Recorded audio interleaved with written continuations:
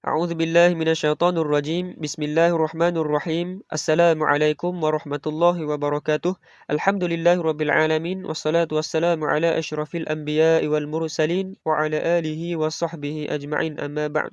Jadi yang dihormati pensyarah kami Dr. Aminuddin dan yang dikasihi sahabat-sahabat sekalian, insya-Allah kami daripada kumpulan 7 akan membentangkan sebuah kajian yang bertajuk Sejarah dan Pemikiran Ajaran Batiniah.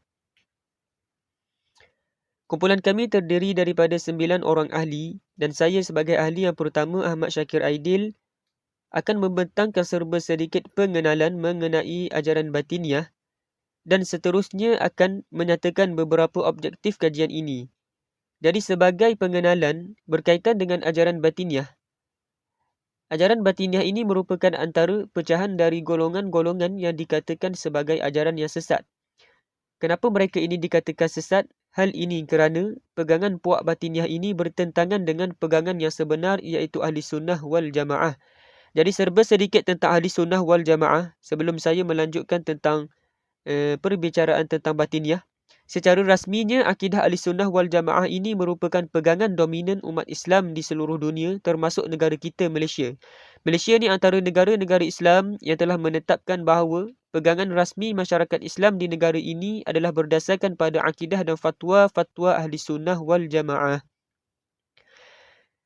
Jadi ahli sunnah wal jamaah ini dari segi bahasa berasal daripada dua patah perkataan, iaitu ahli sunnah, ahlus sunnah dan al-jamaah, yang memberi maksud golongan yang mengikuti pegangan Nabi SAW dan jemaah para sahabat, terutamanya Khulafa' ar-Rasyidin yang dididik oleh baginda SAW.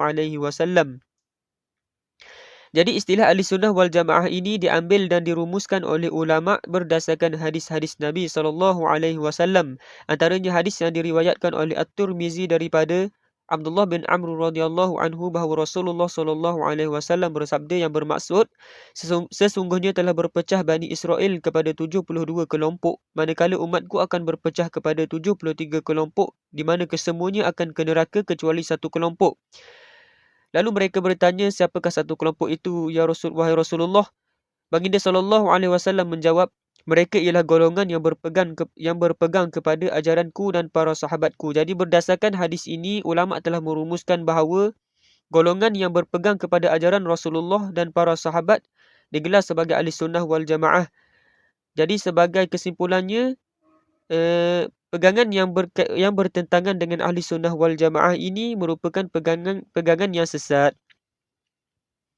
Jadi kita masuk berkaitan dengan batiniah. Golongan batiniah ini memiliki sejarah yang sangat panjang yang selalu berkembang dan berpecah pada setiap zaman. Jadi mereka ni berpecah menjadi banyak aliran dengan pelbagai nama mengikut pengasas yang menggerakkannya. Gerakan ajarannya telah muncul pada zaman awal Islam lagi dan dapat ditelusuri juga jejak-jejak golongan ini pada sebuah kelompok yang disebut Sabaiyah, iaitu pengikut Abdullah bin Sabah, dan beberapa abad kemudian dikembangkan oleh Maimun bin Daishan, seorang budak beragama Majusi. Semenjak daripada itu, ajaran ini telah berjaya mempengaruhi beberapa puak dan membentuk sebagai satu kepercayaan yang berpengaruh. Walaupun mereka ini berpecah kepada banyak puak, mereka memiliki sejumlah pandangan dan pegangan yang sama, iaitu secara asasnya amal ibadah hanya cukup secara batin atau niat sahaja. Jadi mereka ini amat mendahulukan dan mementingkan roh dan jiwa tanpa mementingkan amalan zahir yang telah ditetapkan dalam syariat Islam. Jadi itulah serba sedikit tentang pengenalan mengenai ajaran batiniah. Jadi seterusnya saya akan menyatakan beberapa objektif kajian ini. Antara objektifnya yang pertama ialah untuk memahami maksud batiniah yang sebenar dari sudut pemikiran Islam. Yang kedua ialah untuk mengenal pasti faktor-faktor kemunculan golongan batiniah. Dan yang ketiga ialah untuk mengetahui sejarah perkembangan ajaran batiniah, iaitu dari awal zaman kemunculannya sehinggalah sekarang. Dan yang keempat, untuk mengenal pasti ciri-ciri ajaran batiniah, ciri-ciri yang dipegang oleh puak batiniah. Dan yang kelima, untuk memahami ajaran dan pemikiran batiniah melalui beberapa konsep. Dan yang terakhir ialah untuk menganalisis pandangan ulama pandangan ulama Islam terhadap penyelewengan ajaran batiniah.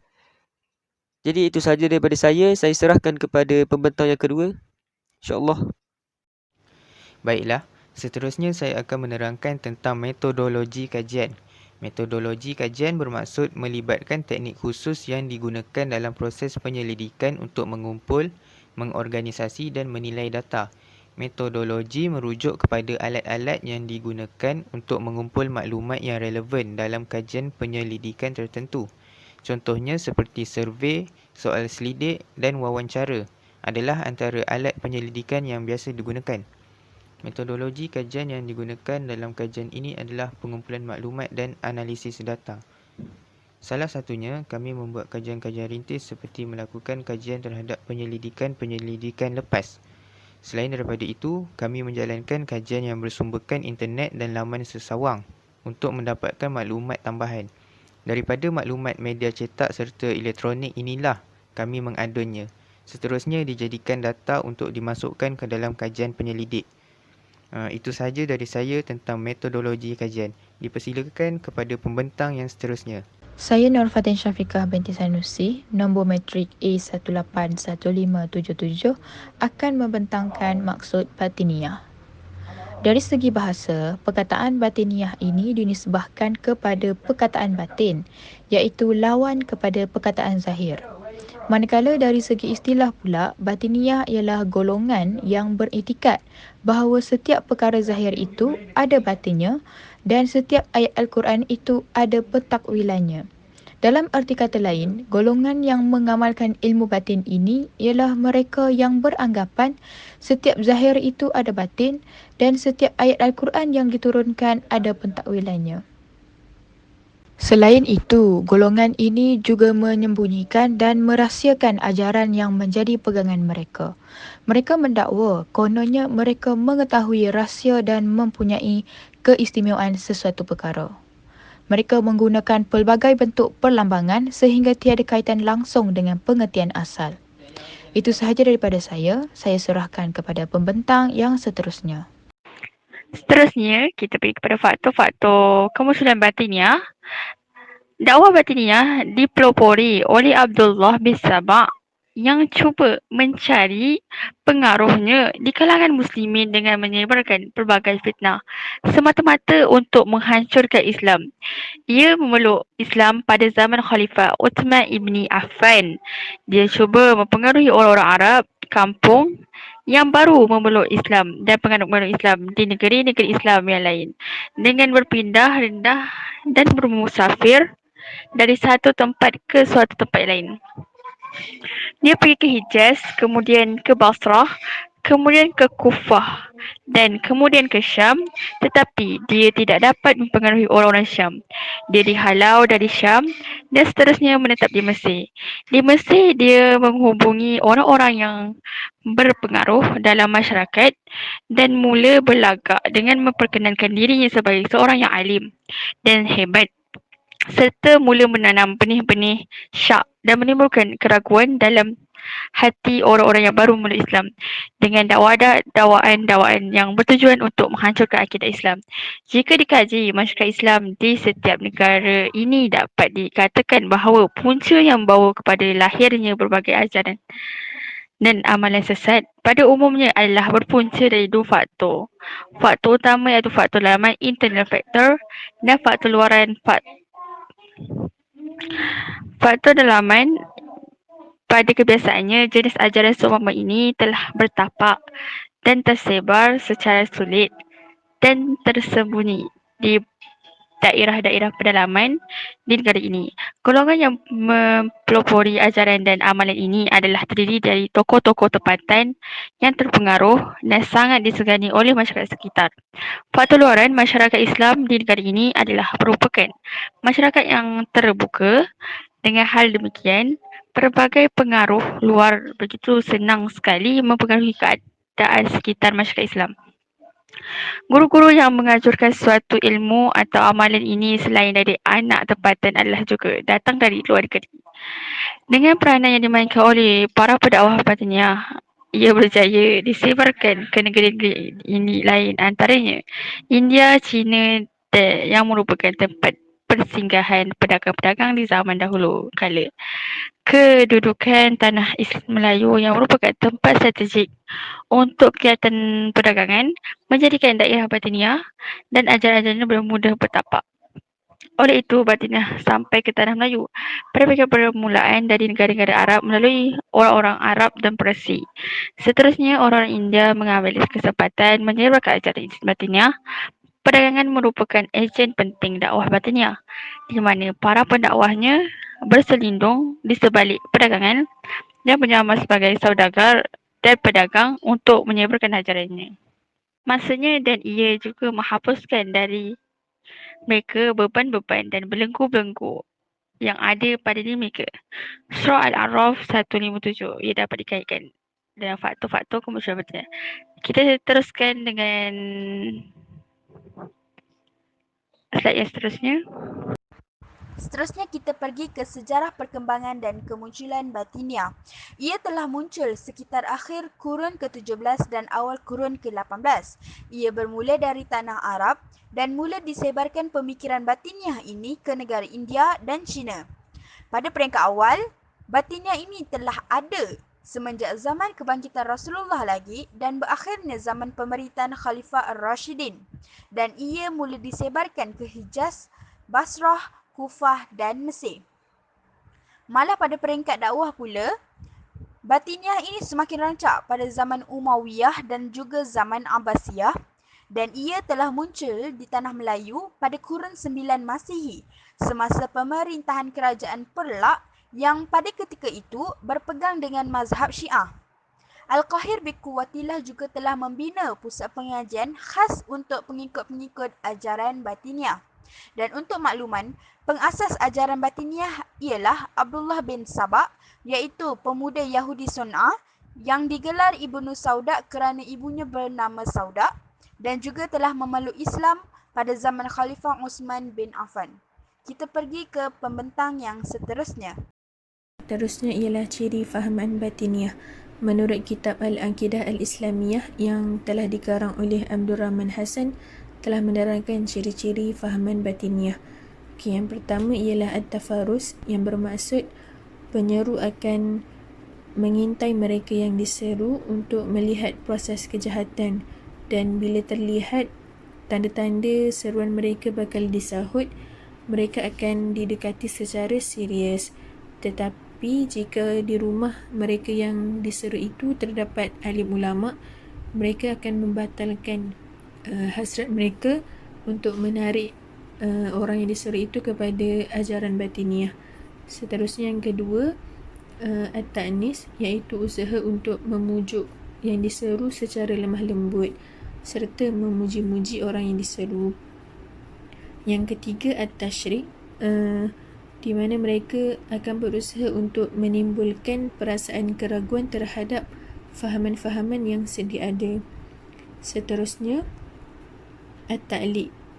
At-Ta'liq dilaksanakan kepada mereka apabila orang yang ditanya tidak dapat menjawab soalan tersebut, mereka akan meninggalkan persoalan tersebut dengan tanda tanya supaya orang yang mahukan jawapan itu akan mencari mereka semula. Ini adalah salah satu usaha untuk mereka menarik orang untuk masuk ke dalam ajaran Batiniah. Okay. Yang kelima adalah Ar-Rab, iaitu mengadakan ikatan bersama orang yang diseru dengan perjanjian. Perjanjian yang telah diberatkan oleh sumpah ataupun ugutan, seperti isteri mereka akan diceraikan, harta-harta mereka akan diambil dan sebagainya, dengan tujuan untuk menakutkan orang yang diseru supaya mereka ni bersetuju untuk mengikuti fahaman mereka. Okay, seterusnya adalah At-Tadlis, di mana mereka akan menyebarkan fahaman Batiniah secara berperingkat supaya mereka yang diseru itu tidak terkejut dan tidak menyedari bahawa mereka ini telah diperbodohkan oleh fahaman-fahaman yang sesat, serta yang diseru juga diberitahu bahawa ajaran mereka ini telah dipersetujui oleh ulama besar. Seterusnya ialah At-Talbis, merupakan salah satu usaha mereka untuk menerapkan konsep zahir dengan batin dalam diri orang yang diseru. Seterusnya adalah Al-Khala, iaitu usaha penyeru untuk meyakinkan yang diseru supaya berpegang pada ajaran batin, kerana apabila berpegang pada ajaran batiniah, yang zahir tidak perlu lagi untuk dilaksanakan. Dan yang terakhir ialah Al-Insilah min ad-din, iaitu helah utama bagi mereka kepada orang yang diajak untuk masuk ke ajaran batiniah untuk meninggalkan ajaran agama dan tidak lagi terikat pada syariat, serta menafikan semua ajaran agama dan juga hukum-hukum syarak. Saya Nur Alia Husna binti Muhammad Asri, nombor matrik A181330, akan menerangkan ajaran dan pemikiran batiniah. Yang pertama, konsep ketuhanan. Menurut Syahrul Al-Ash'ari 2016, pengikut ajaran batiniah ini mengatakan Tuhan itu ada dua yang qadim, iaitu lama tanpa didahului zaman. Tuhan yang pertama dinamakan Al-Sabiq dan yang kedua dinamakan At-Tali. Al-Sabiq dan At-Tali tidak boleh disifatkan dengan sebarang sifat. Tidak bernama, bukan mereka yang menciptakan Adam AS. Selain itu, alam ini diciptakan oleh As-Sabiq dengan perantaraan At-Tali. Yang kedua, konsep alam. Alam ini qadim dari As-Sabiq, lahirnya At-Tali. Pencipta pertama nafsu dan jiwa dalam keadaan tersusun. Dari gerakan nafsu lahirnya panas. Diamnya nafsu lahirnya sejuk. Hasil dari panas dan sejuk terjadinya kering dan lembab dan menghasilkan unsur yang empat, iaitu tanah, air, api, angin. Dan dari tempat unsur itu lahir pula galian, tumbuhan, haiwan dan insan. Yang ketiga, konsep kenabian. Hampir sama dengan pendapat ahli falsafah. Nabi itu anugerah dari As-Sabiq melalui At-Tali, yang mana Nabi itu boleh diukir dengan nafsu al-kulliyah, iaitu keseluruhan nafsu, bukanlah dari juziyat, sebahagian, seperti mana alam tadi. Pendapat mereka setiap zaman akan lahir orang yang maksum yang setaraf dengan Nabi, yang boleh mentakwilkan nas-nas seperti mana Nabi. Mereka juga menyatakan imam itu samalah dengan orang suci yang boleh dilihat dalam mimpi apa yang akan berlaku. Beza mereka dengan Nabi. Nabi boleh melihat dalam sedar atau jaga. Dan beza imam dengan Nabi itu juga ialah imam tidak menerima wahyu, Nabi pula menerima wahyu. Yang terakhir, konsep kiamat. Batiniah ini menafikan kiamat. Pada mereka, Tuhan tidak bodoh menciptakan alam ini dengan cantik kemudian memusnahkannya. Tanda atau alamat kiamat adalah dengan munculnya imam. Antara lain, golongan ini mengingkari adanya mahsyar, bangkit dari kubur, syurga dan neraka, dan semua itu ditakwilkan oleh mereka. Itu sahaja daripada saya. Terima kasih. Silakan pembentang yang seterusnya. Baiklah, seterusnya saya akan membentangkan pandangan ulama terhadap penyelewengan fahaman batiniah. Yang pertama adalah daripada Imam Abdul Qahar Al-Baghdadi.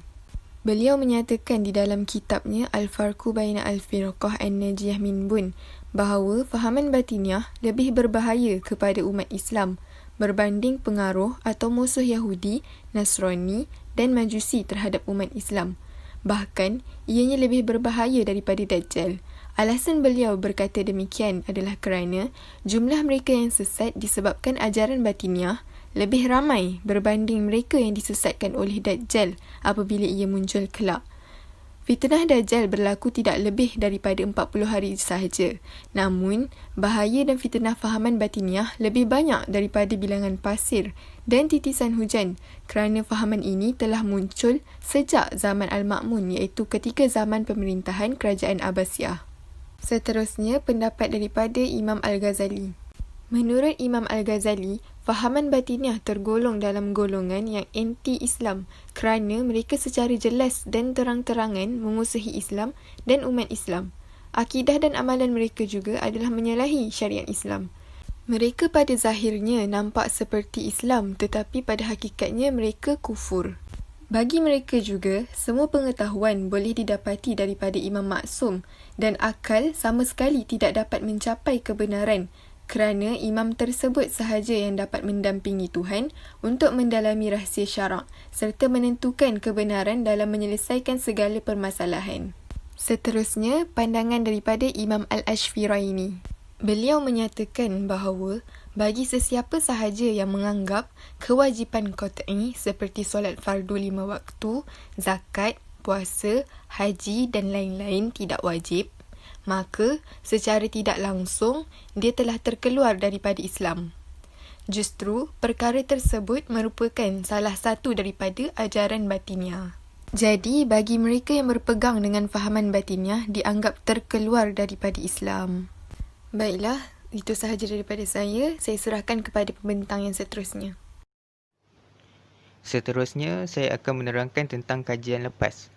Kajian lepas merupakan analisa berupa kritik membangun ataupun menjatuhkan dari penelitian yang sedang dilakukan terhadap topik khusus atau pertanyaan terhadap suatu bahagian dari keilmuan. Ia merupakan cerita ilmiah terhadap permasalahan kajian tertentu yang dilakukan oleh orang lain. Kajian lepas yang kami gunakan adalah pembentukan indeks tipologi Syiah di Malaysia. Jurnal yang ditulis oleh Muhammad Farhan Samsudin dan Fazli Adam dari Institut Penyelidikan Produk dan Ketamadunan Islam. Mereka menerangkan tentang aliran ajaran matlamat batiniah, gerakan-gerakan batiniah, pengaruh-pengaruh batiniah dan bilangan penganut batiniah. Matlamat Syiah batiniah adalah tasawuf dan tarekat Syiah batiniah ini pula adalah aliran tasawuf yang wujud dalam gerakan Syiah. Di Malaysia, pengaruh Syiah batiniah mula merebak masuk ke dalam ilmu tasawuf melalui tarekat-tarekat. Tasawuf dan tarekat dipengaruhi oleh Syiah batiniah mula dilibatkan melalui tokoh sufi yang sering dirujuk dan dipuja dunia sufi timur dan barat, iaitu Jalaluddin Al-Rumi. Satu lagi persamaan rapat antara sufi dan Syiah ialah melebihkan kedudukan imam dari Nabi. Dalam keyakinan Syiah, imam-imam mereka adalah maksum sama seperti Nabi. Bahkan dalam banyak hal lebih baik berbanding Nabi. Itu sahaja dari saya tentang kajian lepas. Dipersilakan kepada pembentang yang seterusnya. Seterusnya, cadangan kajian iaitu langkah bagi mengatasi penyebaran pemikiran Islam liberal ini. 1. Melengkapkan diri dengan kefahaman Islam yang sebenar supaya tidak terjerumus dalam ajaran sesat. Kerana pengaruh ajaran sesat dapat ditangkis dengan pemahaman Islam yang sebenar. Yang kedua, langkah berjaga-jaga. Langkah berjaga-jaga perlu ditekankan dalam kalangan masyarakat moden umat Islam zaman sekarang agar mereka dapat membezakan di antara ilmu agama Islam yang sebenar atau ilmu agama Islam yang disampaikan oleh para pemikir di Barat. Yang ketiga, isu-isu yang dilakukan oleh para pemikir Islam liberal ini perlu dipaparkan dan disebarkan sama ada melalui media cetak, ceramah, seminar, forum dan lain-lain. Dengan cara ini, umat Islam akan didedahkan muslihat pemikir Islam liberal yang cuba memesongkan kefahaman ajaran Islam sebenar. Yang keempat, memberi pendedahan melalui sistem pendidikan seawal sekolah rendah tentang kewujudan puak ini supaya mereka dapat mengetahui kesan yang akan berlaku di kemudian hari. Yang terakhir, mengadakan program pemulihan akidah bagi mereka yang terlibat dengan ajaran sesat kerana mereka amat memerlukan sokongan dari pelbagai pihak. Seterusnya, rumusan. Secara kesimpulan, semua pihak perlu mengambil perhatian yang serius tentang ancaman ajaran batiniah di Malaysia ini demi memastikan kelangsungan ajaran Islam yang sebenar tidak dikelirukan. Masyarakat di dunia terutama di Malaysia perlu berhati-hati dan berwaspada apabila menerima ideologi baharu supaya tidak terpengaruh dan terikut dengan ajaran yang salah. Akhir sekali, masyarakat juga dinasihatkan agar memperbanyakkan mendalami ilmu yang sebenar dengan berpandukan guru yang sudah diiktiraf dan membaca bahan yang benar. Itu sahaja daripada kami. Sekian, terima kasih.